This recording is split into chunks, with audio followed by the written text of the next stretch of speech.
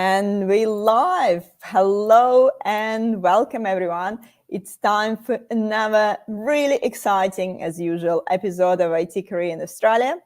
And tonight's topic is essential time management tips for tech professionals. So join us tonight for a practical discussion where our speakers will share strategies tailored to the unique demands of the tech industry. So hopefully we'll learn how to prioritize tasks in a fast-paced environment, balance deep work with meetings and deadlines, and manage your time more effectively. So we'll try to talk about some actionable insights to boost productivity and reduce stress, and also helping you optimize your workflow and achieve better life-work balance, hopefully. So please make sure to introduce yourself in the comments, or at least say hi, because if you're not saying hi, we don't know that you're here, and it's not nice. Obviously, we want to know that you're here and you're listening. And just a quick reminder, as usual, so we're streaming on LinkedIn and the YouTube. If you're watching me on LinkedIn, make sure to subscribe to my YouTube channel. You can watch the replays there as well of the previous episodes. And if you're watching us on YouTube, make sure to find me on LinkedIn. So I'm Jana Martins. You can see it on the screen, and I'm here every Wednesday, 5:30 p.m., talking about various topics around IT industry in Australia with the different experts from my network.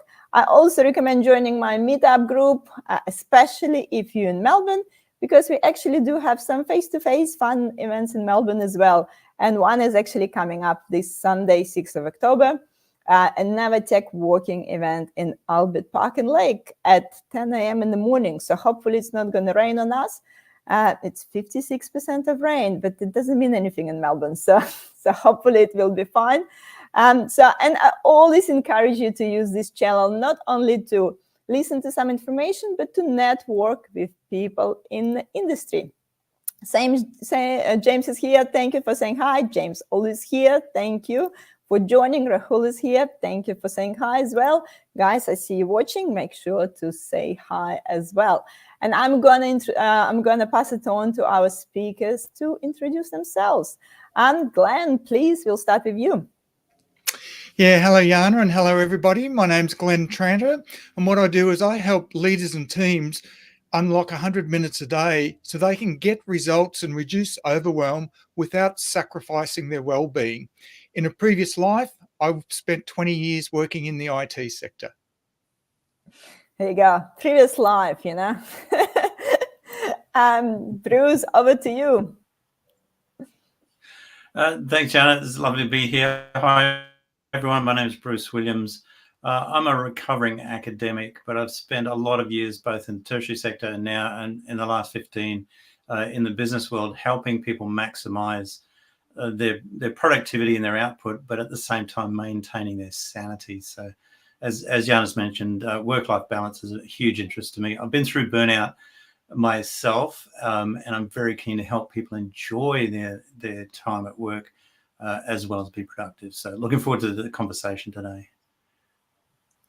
Thank you, Bruce. And have you been an action movie actor in your previous life? Bruce Williams. No, not an action movie. Not an action movie. A few student movies that I'm very grateful have never hit the public screens, but no action movies. I certainly don't have that income yet. I couldn't resist to put this lame joke that you probably heard like millions of times in your life. Way's here saying hi. Thank you guys. Thank you guys for joining us. Okay, let's dive into the topic. So we try to give as many practical tips as we can, but also I guess to talk overall about time management strategies. So the first obvious question is, what time management strategy have you found to be the most effective in helping tech professionals, especially when they're trying to balance some heavy workloads? So basically, just what is your, number one? Glenn said you can save 100 minutes a day. That's a lot of minutes, yeah. So I would love to have like extra 100 minutes every day to do things that I love. So that would be great. So Glenn, if you need to pick like the one, your top advice, top strategy for especially tech professionals, what would that be? Yeah, I think, and when we think about tech professionals, the roles can be, we could be involved in projects, we could be involved in business as usual, we could be involved in support desks, and it's different types of work that we're getting. And we could be someone who's doing all of those 3 different roles, and we've got to be able to carve out time for each of the parts of the roles. I think the starting point is you want to determine to say, how can I take control of my day? What's stopping me? And to do that, first of all, document, list down what's actually stopping you throughout the day, what's causing you grief. So you list those down. And then what you need to do is you say, so, okay, if that's what the problem is, how would I go address it? Is it some training I need to do? Is it a discussion I need to have? Is it a process that needs to change? Is it some software I need to implement? And then once we've done that, then we've got to identify what's the importance of it. Because too often when we get issues slowing us down, we just take it for granted and we do nothing about it. So if it's a low priority issue, then you're probably not going to take action. But if it is a high priority issue, then you've got to think about, so what's the impact of not addressing it? What's the benefit of addressing it? And then finally, what will success look like? How will it benefit me and benefit everybody else as well? Because there may be others who we're dealing with. So once we've been able to identify what the real problem is and what's the importance of it, then we can go about addressing it. So if you're looking for a real productivity technique, I'd focus first of all of improving my efficiency. I would look at efficiency of workflow. If it was email that was slowing me down because email is out of control, I would address my email because that's going to help me. And I would give myself a workflow of what happens next and then start hitting things like procrastination, delegation, all these little habits that tend to sneak up on us. So I know that's more than one, but that's where I'd start before I get into looking at how I'm going to make the biggest impact. Where should I focus in my role? Makes sense. And guys, whoever is listening to us live, maybe share what you feel like slowing you down the most. Is it the emails? Is it the phone calls? I don't know. Is it meetings? Is it team messages? Or is just the other things? Yeah. So would be good to hear what's slowing you down. While Bruce will give us, his I guess top tip to top strategy to start with. Thanks, Janet. Yeah, I couldn't agree more with Glenn. You got to start with yourself. Einstein said if I had an hour to solve a problem, I'd spend the first 55 minutes diagnosing the problem and then 5 minutes solving it. So, yeah, figuring out what the block is that my boss, is that clients, is that contractors, is it me? Well, one of the things I often start with when I'm coaching people is to get them to identify their own work style, because sometimes we're trying to be something we're not in a particular role. If you work really well in the morning, but you don't concentrate so well in the afternoon, that's going to change how you engage. You probably want to block out your mornings, have no meetings, no emails, turn your phone off, etc. And then open all that up in the afternoon, or vice versa if the other way around. Are you more of a structured person that you need lists and structure and a designated workflow that you're going to follow step by step, or are you more of a go with the flow person? If you're structured, then you tend to be motivated by tasks, and then you need to prioritize your tasks. But if you're a flow sort of a person, I'll just start this and see where it goes, you're more motivated by deadlines. And so you need to think in terms of when is this due? When is this due? So really identifying your own work practices, your work style, how you engage with work, what motivates you, those tend to underpin all the other actions that flow out from that space. And if you can start to get some clarity around that, it'll help you then figure out what you need to say no to, so you can say yes to the really important things. Makes sense. And no one commenting with the, the what things slowing down. Let's maybe use my example. So I feel I don't know, I feel like I'm reasonably productive in general, like in getting things done. But I definitely feel I'm spending too much time on that prioritizing, to be honest. So sometimes, I I wake up in the morning, I look at my list, and I actually don't don't know where to start. And then I have like different strategy, or maybe just knock off like a little task quicker, or sometimes I'm just like start with the most urgent one. But I feel like I don't have the solid strategy there in terms of like prioritizing. So like my prioritizing strategy changing depends I guess in the mood I wake up maybe. So do you have any strategies how actually prioritize your task when you feel maybe a bit overwhelmed and maybe just too many different things going on? So what would be kind of like the top advice? Glenn, maybe maybe now we'll go with Bruce now first. Well, the Eisenhower matrix is the general go-to for most people. How urgent is it? How important is it? If it's both urgent and important, you've got to do it. If it's important but not urgent, then you have to schedule it. If it's not important, not urgent, then don't just delete it. But if it's important but not urgent, then it's not urgent but it is important, perhaps you can delegate it. So just getting a 4x4 matrix and listing everything in those 4 quadrants. Just Google the Eisenhower matrix. There's plenty of descriptions and of how to do it. Once you've done that, it's pretty clear what you need to get on with straight away. But the really important thing for me is it's important, but it's not urgent. That tends to be where people fall down, because I'll do it later. It is important, but I'll do it later. But they don't schedule it. So if it's important but not urgent, find a spot in your calendar and plug it in there. Because if it's not in your calendar, it's not real. It's not going to happen. And then what happens is next week it'll be urgent and you'll be running again, chasing your tail. So for me, those two, the stuff that you've got to get done, just get it done. The stuff that's important that you're not doing yet, schedule it. Because if you don't, it won't happen. What do you reckon, Glenn? And do you guys also recommend actually, we all, a lot of times we talk about it, urgent, important, but do you recommend actually, I don't know, have it on your desk or have a document where you put it in the different categories?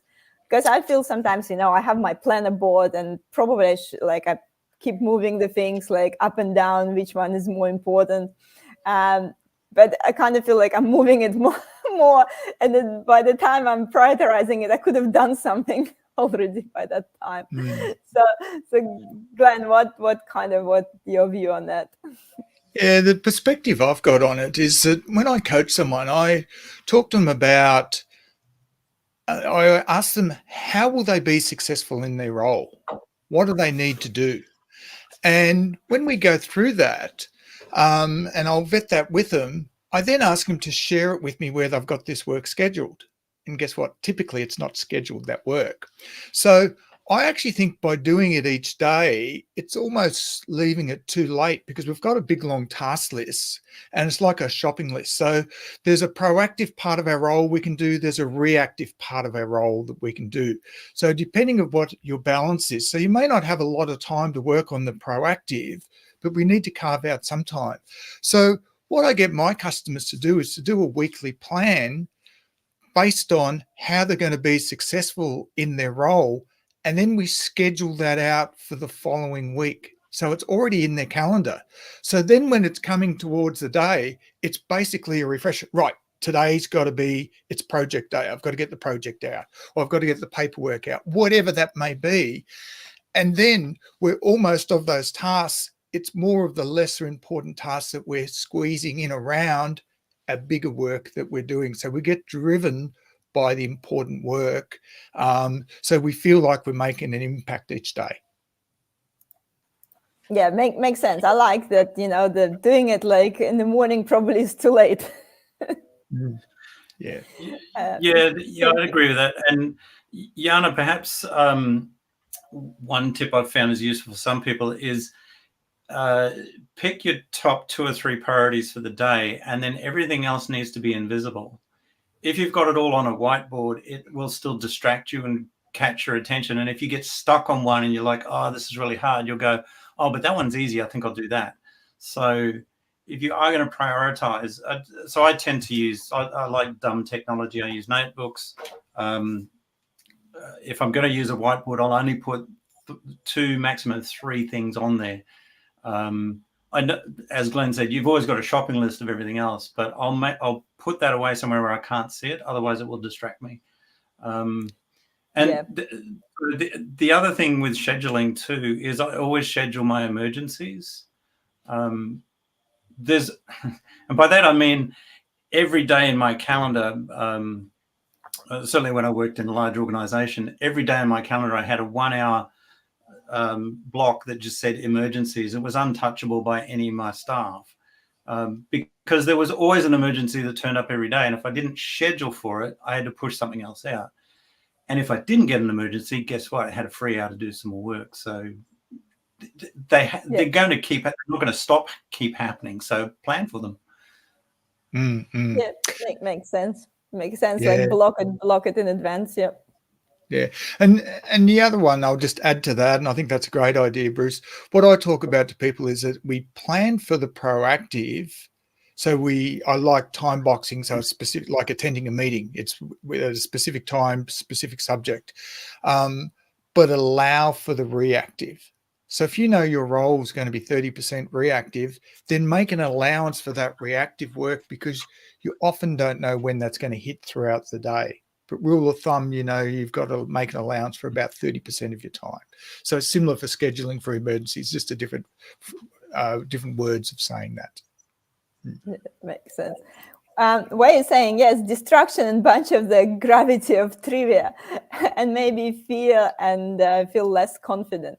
Hey guys, another kind of point, like I guess feeling less confident about completing the task, or so I would be actually curious to know a bit more details. But I mean, with the distractions, I just recently discovered, talking about technology, that you can block the times how long you use any app on your phone.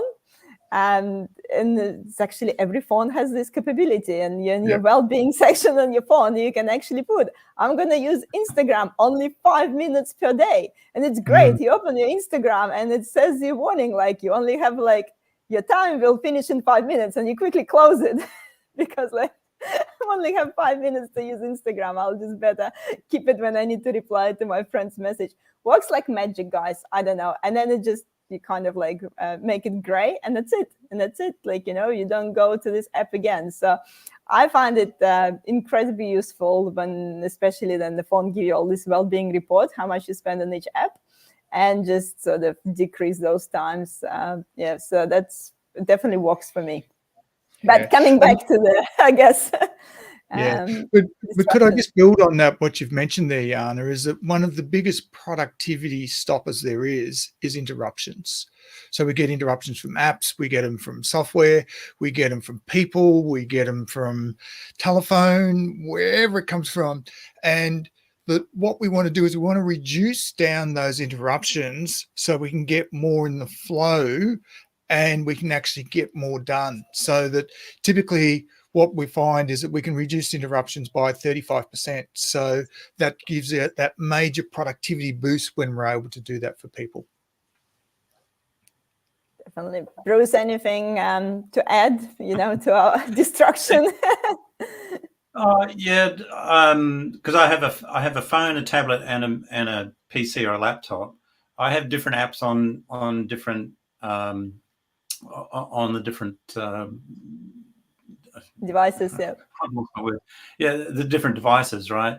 So my phone, I don't have any social media on my phone. It's purely for things that relate to what I'm doing in the day in terms of work. I've deleted so many different apps off my phone.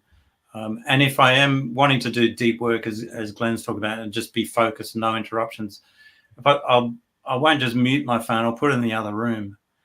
because if you can add friction to some particular distraction that you engage in, it will slow you down enough that you'll pause and go, no, actually, I don't want to get up and go and look at my phone. I'll stay here and keep working. So yeah, and again, it comes back to how, kind of how you operate as a human being, but certainly being the need for deep focus is critical, and the need to then put some really firm boundaries around that for yourself. I'm really curious about the statement about confidence, whether that's, I think you made a good point. Is that confidence about outcomes of the project, or is that confidence in terms of dealing with people? Because two different issues. Yeah, because if you're maybe not confident about like completing the task, you might procrastinate and just not starting that task.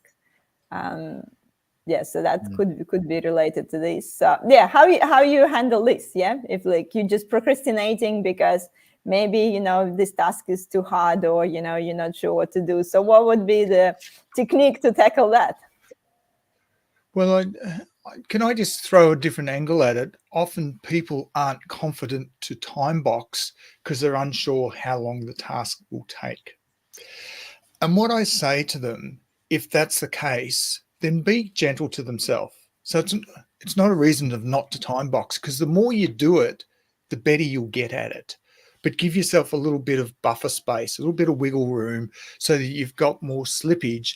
And over a period of time, and that period of time is just 4 to 6 weeks, you'll start getting a lot better at it. Because remember, when you leave your calendar open, when you've got no work in there, guess what gets put in there? Meetings. Other people's meetings get put in your calendar. So you want to be scheduling your own work in your calendar to not lock it down like Fort Knox, because you can't make yourself completely unavailable. But you want to be able to give yourself a fighting chance of having successful days and successful weeks. Yeah, I really like that idea, Glenn. And I think also coming back to the idea of how we prioritize as well. For some people, urgent and important doesn't work. I've had some people, I'll get them to create a different matrix based on impact and meaning. So how impactful will this be if I complete it? How meaningful is it for me to do this kind of work? So if I'm going to choose a priority, it needs to have high impact in terms of output, but also it needs to be really meaningful for me, because that's something that really motivates me to get going, right? Whereas if it's high impact but low meaning, it's a bit of a drudge. If it's high meaning but low impact, why should, that's just me being a narcissist. And just doing stuff I like because it's fun, right? But it's not helping my clients or my customers. So sometimes that matrix can work as a different approach. And the other one is a kind of 3-part question: purpose, people, process. So what's the purpose of this task? Who are the people that I need to be accountable to? And if I can answer those 2 questions with real clarity, it gives me some real good clues about the process I need to follow then as to whether this is high priority or not. Yeah, I like this, framework about the meaning as well. So sometimes what I do, I also think about the most crucial task for like a business. Yeah. What need to get done for in terms of the business goals, and also think about something like what's like meaningful, important for me and for my career, and what I want to achieve, and all this kind of trying to balance those out as well, because again, that gives that motivation. It's not like something, oh, you have to do this task. It's also like how those tasks is motivate me in terms of like my bigger journey in the career. So that bringing that meaning, so definitely helpful. Mm-mm. Yep. And coming back to the distractions, I think everyone, all these everyone complaining, especially after COVID, that they just get bombarded with the meetings. And I guess that's nature of today's workplace, because there's so many remote work at the moment, so we can't really always be in the office. So it's always that remote colleague that will be online. And so it's definitely a lot of meetings. So what sort of strategies you have to stay productive without getting like bogged down by constant messaging and meeting? I guess it's all that distraction, and we talk about a few things, but and try and block your calendar. But how else we can manage these endless meetings that just keep dropping in our calendar? Well, I think first of all is we've got to understand what our role is and how can we be successful in our role. So if we're just in meetings all the time, then there's no time to do the work. So that means you've either got to delegate the work, and if you can't do that, then you've either got to work longer hours or not do the work. It's generally one of three things that happens. So once we understand that, that becomes a good motivator to start pushing back on some of these meetings, because we can attend all of these meetings, but if they're not truly adding value or if they're wasting time, then that's a bigger discussion that needs to happen. So whenever that's happened to me, like when I think about when I was working in organizations and if I was getting dragged into too many meetings, then I would have a chat to my manager to say, well, here's my challenge. You want me to do this? I've got this on, I've got this on, I've got all these meetings. How can I do it? So it's this collaboration and this transparent conversation that we have, that when the problem is understood and we've got more than one head looking at it, we can start coming up with some alternatives and for it to say, hey, this is just craziness. So there was one organization that I was working with, and it was a department of 35, and we're running through a time management program, and everyone kept on talking about meetings. And what we did was live on the whiteboard, we put up a matrix of everyone's name and the meetings they were attending a week. And the manager dropped the F-bomb because he had no idea there was this duplication, triplication of effort. And immediately, within 30 minutes, 5 hours of meeting time per person was saved per week without even trying. So we can get down to the basics and saying, so if this is what it looks like, let's dump it down, understand it. Now let's do something about it. Yeah, that's a really good point, because sometimes you don't even know that the same person is actually attending another meeting with another colleague and they're talking about the same thing, just because it's not like you're monitoring your colleague's calendar. No. And so many of these meetings actually can be merged if you look at that bigger picture. Yeah, and if you're not an active player in the meeting, maybe you just need to understand what went on in the meeting, which can be an AI summary nowadays. So you can get done in 5 minutes what historically you would have spent 90 minutes sitting through this boring long meeting that didn't add any value whatsoever. Yeah, absolutely. I come back, like, meetings are my favorite place to use the purpose, people, process question. Again, what's the purpose of this meeting, please? Who is coming? And what's the outcome you're expecting from the meeting? If it's just an information sharing, then yeah, I'll just say, send me the minutes. I don't need to be there. We really need someone from your department. I'll get a junior person to go for me. They feel inspired because, oh, wow, I'm getting to go to this really important meeting. And I'll just go take notes, come back and share it with you later. But if they can't give me a specific purpose for the meeting and an outcome they want to achieve, I'll say, well, get back to me when you give me that, please, because I don't have the time at the moment just to have a general discussion. So you get more confident about saying no to things that are too vague. If we don't know what the purpose is or what the outcome is, how we're going to do anything, it's a waste of everyone's time. And if they can't give me an agenda, what questions you want to discuss, maybe that's the question I'm going to ask. Again, it tells me they really don't know what they want to achieve with the meetings. So I'm not going to waste my time with that. So coming back to the confidence thing, you just learn to be more confident to say no. I think one of the most powerful tools for time management is learning how to say no more effectively and more often. And not taking on the work. And that includes, like, we're often, oh, look, I don't know the answer to that. Give me a day, I'll find out for you. Who's doing the work? I am. No, you could Google or ask, Claude or ChatGPT as much as I could. So, well, I don't know, but who else have you asked? now's not a good time, with next Tuesday work, you know, or I want to push the work back to the person that's asking me for something, because often they could be doing it and they're just used to knocking on my door and asking me a quick question. I'm as busy as they are, sometimes busier. So learn to say no. It's a wonderful gift. Which happens to tech people an awful lot, is they get a lot dumped onto them because people can be a lot more self-supportive than what they actually are. And then they wonder why they're not getting the delivery out of IT on time, because they keep interrupting them with stuff. Yeah, but you know, I mean, we can be nice about it. You can have a joke. Listen, I could answer that question. It's going to put me back on your project by half a day. You know, what would you rather I do? It's like, yeah. The other one, Jana, you mentioned about was the instant messages. So how can we stop being pinged with instant messages all day? And part of it, if you're using Microsoft Teams, if you schedule work in your calendar in Microsoft Teams, guess what? It makes you busy in Microsoft Teams. It makes you busy in Microsoft Teams. So scheduling that you've got work doing that you're in your Outlook calendar.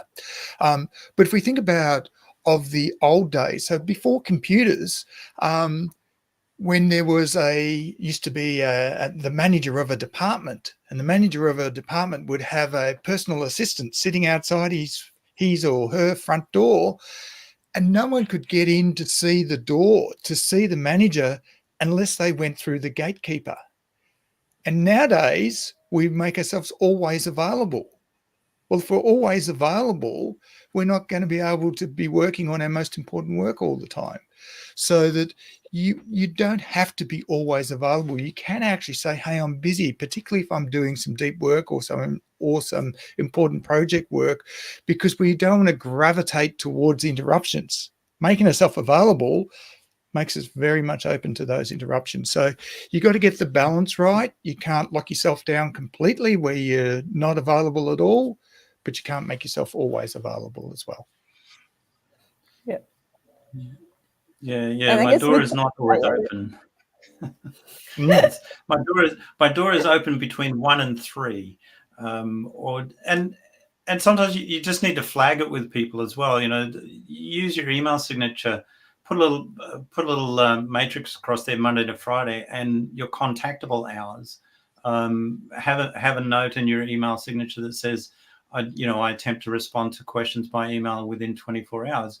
Lower people's expectation of your availability. Once people, and we train people how we want to be treated. So good fences make good neighbors. Got some fences. Here you go. And we touch on a little bit about it, but curious to know if you have any other recommendations about some, tools and techniques. Obviously, everyone buzzing about AI at the moment, and yes, we can get those meeting notes by AI. But now I feel like every meeting got recorded for no reason. And you get all these meeting summaries in your inbox all the time that you don't even. So it's, again, I guess it's finding that balance. You're using technology to speed it up, but then you get bombarded with the information you probably didn't even need. Did you find any particular, I guess, recent tools useful for the time management? Well, I think information overload with AI, that's just going to explode. Because you're right, we're getting more and more information. So we don't need to be across everything, but we might need to know where to get it. So if we need it in future. So you either need a cataloging system or be good with the search so that you don't have to necessarily keep on top of it, because we could just spend all day sitting at our computer just reading stuff that comes our way. So store it, but when someone asks you a question, you can then get your system to go quickly interrogate it, quickly find it, so you can go and get that answer. Bruce, any recent tools you've been using? No, but I entirely agree with Glenn. It's a matter of again coming back to your priorities. Look, some organisations I worked at, you got CC'd into everything. If I was CC'd into something, I might scan the subject line. Sometimes I wouldn't even read them. I'd just archive them because it's somebody else's action and task. And then if 2 weeks later they came back to me and said, hey, you know, what about, well, you just do a search and you find it again and you go, oh, okay. So I'm a fan of deleting a lot of stuff out of my inbox, and messaging is the same. Very cautious about that. But again, schedule time to look at your messages. Don't read them just as they come in, or you're just going to be constantly distracted. So schedule the time to go and look at those. Let people know, look, I only look at my messages between 11:30 and 12 and 3:30 and 4. If something's really, really urgent, call me. But or set up some other system. But again, all of that stuff, it just demands our attention, and our attention is such a fragile thing. We have to protect it. Yeah, the answer, I think the answer to the question, Jana, it's more so the behaviors of how we use the tools rather than the tools themselves. So the question that people often ask me is, say, what's your favorite app, when they hear I'm involved in productivity? And I shrug my shoulders, grunt, and I say I don't have one. Because I think all of the apps are good. They'll all do what they're designed to do. So that's not the issue. The issue is the behaviors in how we use the apps. And when we gave everybody access to email, because email was so intuitive, we didn't have to train people how to use it correctly. Well, guess what? Greater than 50% of the workforce doesn't know how to use their email properly whatsoever, and that's why they're struggling with email overload. It's not the volume, it's how they're using the tool. That's what the real issue is. The same we're going to see with AI, and particularly as AI keeps producing more and more and more information and doing it so fast it's not funny as well. No, definitely. And also understanding how your colleagues works, because exactly to the point, what's your favorite app, and your colleague using this, and your colleague likes to answer on Microsoft Teams, and another colleague likes to answer on the emails, and then never only pick up the calls. Also understanding what's your colleagues' communication channels, and make sure that try to come to some agreement there. Yeah, which is why business teams have to have protocols and agreements of what tool they're going to use for what purpose. And then people need to go and follow that accordingly, because it can be, well, we're going to reduce our email volume because we're going to put all of our correspondence in Teams. Well, that's fine, but you just increase your correspondence in Teams. So it hasn't necessarily reduced the volume as such.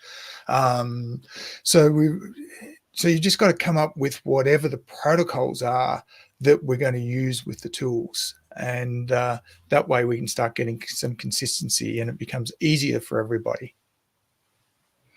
Definitely. We have a few. Sorry, Bruce, go. No, I'm just agreeing with Glenn, and especially about what's your favorite app. It's like asking what's your favorite wine. Well, the next one. It is really about how you operate as an individual, and it's learning about self-management. You can't actually manage time, but you can manage your actions. You can manage what you pay attention to, and you can manage your own attitude. So those three things are critical. What am I paying attention to? What's my attitude right now? And how am I prioritizing my actions? All the other stuff kind of falls into place behind that. So you were going to talk about the comments, Jana? Yeah, we have a few comments coming through. James talking about interruptions, especially in roles such as project management and even service desk, endemic, and cause a lot of bad press in the wider organization view, and cause more problems moving forward. And talking about setting expectation with the business on policies, procedures, and even agreed upon SLAs with the business and part of IT management to deal with. So I guess taking it more to the higher level. Yeah, and coming back to what Glenn mentioned about having agreement as a group. Sometimes we have service dependencies on a business unit that's different from our own. I've often worked with clients to bring those two business units together, very quickly at the beginning of a project and get them to sit down and talk about, look, I'm at my best when XYZ occurs. I'm at my worst when this sort of thing happens. The way I like feedback is this. The way I prefer to deliver feedback is this.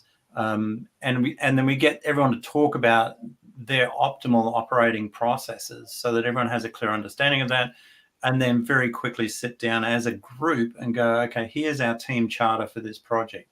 We agree that no meetings before 10 a.m., no emails, and they'll figure stuff out and come up with something that's specific to that project, for that team. So they remove the friction from the critical path of the various actions that need to happen for delivery. Makes sense. Just one more comment here from Wei, so saying thank you for your advice on the mindset and stuff. And there's a question here: can you introduce how to set time units or modules? And yes, choices of each time usage is very subtle and different. Do you have any kind of, I guess, suggestions in terms like how to organize the time and set the time, how you block the time? Do you have any particular strategy around it, or it will be really different, depends on the work? Well, I think it depends on the work of what I'm doing, but typically categories that I use with people when we're looking, and I think I'm answering the question, and please give us feedback if I've missed the point here, is that we talk about what's the key parts of their role that they need to do. So for someone, that might be some business as usual work that they need to do. It might be some work that they need to action. It might be some project work they need to do, and it might be some strategic work that they need to do. So we color code their calendar accordingly. So then we can look at their calendar to understand what percentages of time, where are they actually spending their time? Is it too much on the meetings, let's say, and not enough on the strategic part or the projects that they're doing? So we want to be able to look at that visually to then start making some decisions and driving the behaviors. So it's like anything, if you can't measure it, then how can you improve it? So the calendar's a great way in using colors in just measuring things. Yeah. And some people use post-it notes, and some people use tech, and But yeah, you've got to chunk your time. Again, coming back to who you are as an individual, where do you know that you have the highest level of energy and concentration available to you in a day? That's where you want to do your deep work and be most unavailable to other people, so that you can maintain focus. And that's different. Energy moves in waves, and maybe you have 2 or 3 periods in a day where you feel really switched on, and times when you're a bit meh, blah. So figure out what your rhythms are. Everything in nature has a rhythm to it. Tides come in and out, sun goes up and down. Our hearts have a rhythm to the way they beat. What's your natural rhythm, and schedule around that. The only other thing I'd say about scheduling is don't fall into the trap that everything should be an hour, a half hour, 15 minutes. Yeah, that's how the clock is organized, but just because you're having a meeting doesn't have to be a 1 hour. Work expands to fill the time allowed. So, maybe you can have a meeting that's 25 minutes, or 45 or 15. Don't let the clock determine how much time you allocate to things. The Pomodoro technique is a classic example. 25-minute chunks, 20 minutes work, 5-minute break, 20 minutes work, 5-minute break. There's lots of ways we can chunk time down, but don't be bound by habit or the clock. Work on your rhythms. Yeah. And I guess how do you find that rhythm? So do you usually try to some people know that they're more energetic in the morning. Some people know that they're falling asleep after lunch. But sometimes it's not always that obvious. Yes. Do you like suggest people trying, I don't know, like kind of keep the diary and feel like, okay, so today I felt productive at this time, or today I've been procrastinating for 2 hours. So would you suggest to try to do some sort of diary? Then you can look at your week and kind of like analyze which times you've been the most productive. Yeah, I think you want to have a daily preview and review. And the daily preview, so similar to what you were talking about before, Jana, where you said that you look at the start of your day, you look at your shopping list, you say, well, which tasks am I going to look at? I like to be a little bit more structured myself, and I like to say, well, I've got this coming up. Here's the mindset that I need to lock in. When I get to the end of the day, when I'm having my review, one of the things I'm doing, and it's just a quick 5-minute exercise, is that, first of all, did I do everything that I said I was going to do? And or did new things come in and clobber what I had planned, and what's the knock-on effect for tomorrow and the rest of the week? What are the learnings I can take out of today? And when I'm doing this reflection, I might identify that, hey, I plan to do this really important work that I had to concentrate on, and I was really flat. I was really tired. And that's because I scheduled in the afternoon and I'm a morning person. Or could be that I find it each Monday that Monday mornings are probably the worst time for me, because I've had a pretty big weekend and I'm not going to do my complex work on a Monday morning. So we want to be able to flex our schedules as best we can based on that energy, because energy is flexible, whereas time is fixed, and managing your energy is way more important than managing your time, as Bruce mentioned before. Yeah, Benjamin Franklin was one of the most productive people of his era, and he always started and ended the day with a similar question: what good shall I do this day, at the beginning of the day? And then at the end, he'd reflect, well, what good did I do this day? So, did I do what I was saying I'm going to do? If not, what was the problem? How do I do that better next time? So reflecting on the day is just as vital as setting a priority at the beginning of the day. When you hit the motorway, you have an on-ramp and an off-ramp, right? On-ramp to speed up, to get up to speed, an off-ramp to slow down and go back to normal life. Same thing has to happen with our workday. An on-ramp to prioritize, an off-ramp to reflect, so we can keep improving. Yeah, and guys, whoever's listening, we have a few good reboot sessions that we did with Glenn and Bruce there. They gave those, top tips. If you go to the channel and find the reboot playlist, is a few good tips there. That list, Reboot Your Tech Mind list on the channel. So I really recommend, if you want to dive a little bit more into the time management, there's a few good exercises and that in that playlist. And let's just take a last question from the audience. I'm cautious about the time. We're already getting, to past 47 minutes. Maybe try, I know it's a big question, but maybe we can give at least sort of some quick answer to this. Rahul is asking, how can tech leads or managers help their team manage time more effectively without micromanaging? A great question. I think this is when you get more into coaching rather than managing, because one of the best questions I think you can ask someone when you're coaching is to say to them, hey, give them some feedback. So let's say you give them some positive feedback, or whatever feedback is relevant, and just say, so step me through. If you had your time over again, is there anything you'd do differently? So you want them to start thinking about it and to get that accountability. Now, they might say, well, no, and they might say, I'm not sure. And that might give you an opportunity to say, well, have you thought of?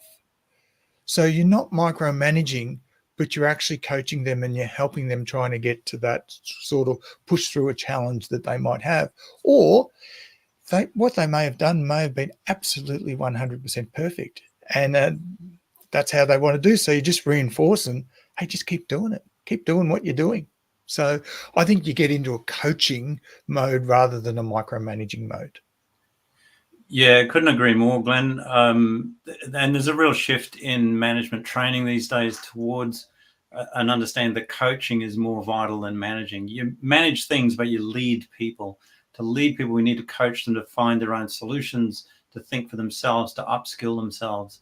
And so that mentoring coaching approach is much more powerful. There's a great book by an Australian guy called Michael Bungay Stanier called The Coaching Habit. If you need some tips on some fantastic coaching questions and approaches, I highly recommend that book. And the other thing I'd say too is it is all about asking questions. It's about ask, don't tell. So don't tell people stuff, but just ask questions. Be curious. What's going on for you? How's that? How did that work out for you? What would you do different? Those sorts of things. But also helping people to think about it in terms of priority. Sometimes I used to ask people, look, is this a hat, a haircut, or a tattoo? Right? You can change hats. It's not that critical. Yeah, go ahead, do it. Doesn't matter. But a haircut, okay, the impact is going to be a little bit greater, and if it doesn't work, you're going to look a bit weird for a little while, but it'll grow back. A tattoo, that's pretty permanent. We really need to think about that. So what level of impact, what level of importance is this task or the person that we need to deliver this for? Is it a hat? Is it a haircut? Is it a tattoo? Often they go, oh, it's just a hat, don't worry about it, I'll figure it out. Right? Oh, this is a tattoo, I really need your insight. And so I guess on that micromanaging bit, so would you say if you start, I don't know, recommending your colleagues to manage their time a certain way, is it already micromanagement? So should we encourage people to, should we encourage people to figure out how they best manage their time? Or should we kind of have suggestions? Oh, maybe schedule this in the morning, or maybe schedule it this night. Maybe start with this task. Where do you think the border? It's a very fine line here, Jana, because one size doesn't fit all when it comes to time management. So what we try and do as leaders, we often try and make little mini-me's of ourselves. But we're all unique. We've got our own strengths, our own weaknesses, our different body clocks, our own quirks, our own preferences. So what works for one may not necessarily work for someone else. So it doesn't mean that they're not competent or that they're not capable. They just have a different preferred working style. So you've almost got to steer them and lead them so they can go and find their own. So maybe they might need some coaching to help them find that, but then you'll get a far more effective worker coming out the other end. So I think of time management, I think if that's a set of principles that we can flex how we use it to get the best of both worlds. Yeah, absolutely. I'm a big fan of asking people, so what do you think the biggest challenge here is for you? Because it needs to be about what they see as the challenge, not me. And then the follow-up is then, well, what does fixing this look like to you? Because I want them to think. And then if they struggle with that, I say, well, and they say, I don't know. I'll say, well, what would it be if you did know? Often they just need a bit of encouragement to be creative. If they're still struggling, as Glenn said, you say, well, what do you think about this idea? So you suggest, you don't command. But it's leading them to think for themselves and giving them the scope to do that, and giving them the scope to fail and know that that's okay, and we can talk about it again next week, and we'll tweak this, right? It's not critical. No one's going to die, but we might need to patch it up later. And that's okay. This is how we learn, but you need to figure this out for yourself. I feel like we can talk, for another 3 hours on this topic, but we're running out of time. And I think last thing I would like you to ask you, so I'm going to do the announcement for next week. And after I finish my announcement, I would like you to share maybe, I don't know, your favorite inspirational quote, or maybe just your biggest tip that, or the one sort of piece of advice you want to leave our audience with, the one piece that, after this discussion, if they go and can, change one thing, what would be that the one piece of advice you want to leave the audience with? So, and you can have a quick think about it. And while you're thinking, I'm just going to remind the audience that if you're in Melbourne, you can actually come to my face-to-face event this Sunday. We're going to go around Albert Park, beautiful 5-kilometer walk. So it's a great way to network with people from an industry, but also get a bit of exercise. Yes. So fun tech walking event this Sunday. And next week, obviously it's Wednesday as usual, 9th of October. We're gonna talk about web developers. Yes, so is it still worth becoming a web developer?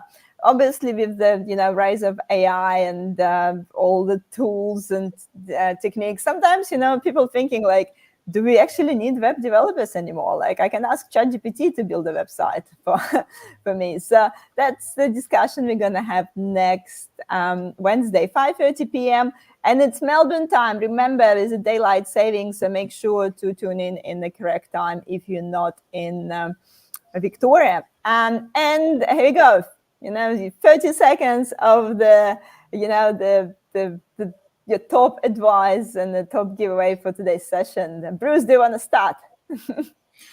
My favorite quote these days is choose your hard. Like it's hard to be overwhelmed and it's hard to prioritize, but choose your hard. Right? It's hard to delegate. It's hard to do everything yourself, but choose your hard. Right? This is the real world, but this is how we grow, is taking on these kind of challenges. So, choose your hard, then back yourself and give it a shot. That'd be my advice. And Glenn? I maybe went one segment too early. Mine is one size doesn't fit all. Find your rhythm. Because when you find your rhythm, you'll get more done in less time. It's that simple. Yes, yeah, perfect. So a few people saying thank you. Rahul saying thank you. We saying appreciate the host and the guest. Thank you. James, I confirm that tech walking is the best. Looking forward to see you, James, on Sunday. So 100%. Thank you guys for all your comments tonight. Thank you guys for your time. And I'm sure you see you in the future discussions. Thank you again. And thank you. Bye-bye. Next time. See you guys.